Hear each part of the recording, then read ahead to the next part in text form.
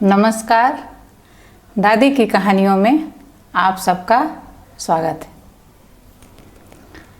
आज मैं जो पौराणिक कहानी आपको सुनाने जा रही हूँ उसका शीर्षक है कि दुर्गा जी ने शेर को कैसे बनाया अपना वाहन। शेर के माँ दुर्गा का वाहन बनने की कहानी तब शुरू होती है जब देवी पार्वती घोर तपस्या करके भगवान शिव को पति के रूप में पाने की कोशिश कर रही थीं। सालों तक तप करने के बाद माता पार्वती को भोले भंडारी अपनी पत्नी के रूप में अपना लेते हैं। इस बीच तपस्या की वजह से माँ पार्वती का रंग काफ़ी काला पड़ गया था। एक दिन ऐसे ही बातचीत के दौरान भगवान शिव माँ पार्वती को काली कह देते हैं। यह बात उन्हें पसंद नहीं आती। वो नाराज होकर दोबारा तप करने के लिए जंगल में चली जाती हैं। बहुत दिन बाद घूमते घूमते एक शेर घोर तप कर रही माँ पार्वती के पास पहुंच जाता है। उन्हें खाने की इच्छा से वो वहाँ घूमता रहा।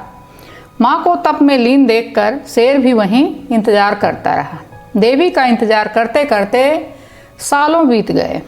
शेर माँ पार्वती के तेज की वजह से उनके पास नहीं पहुँच पाता था।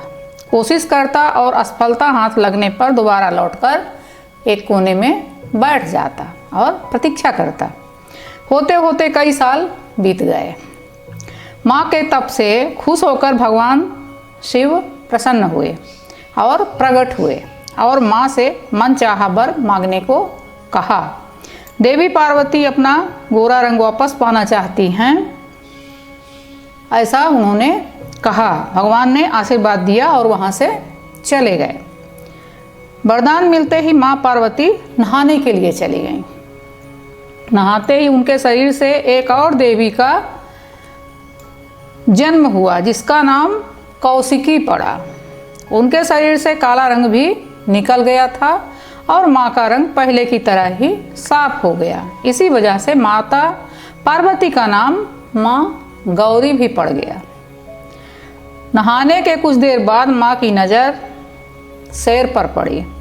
शेर को देखते ही उन्होंने भगवान शिव को याद किया और शेर के लिए भी वरदान मांगा।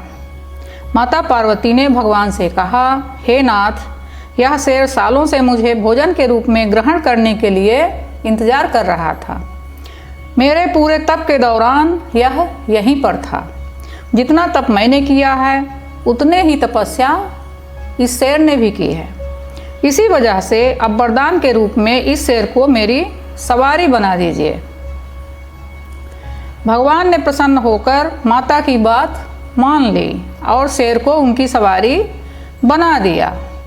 आशीर्वाद मिलने के बाद माता शेर पर सवार हो गईं और तभी से उनका नाम माँ शेरावाली और दुर्गा पड़ गया और शेर उनकी सवारी हो गया। धन्यवाद।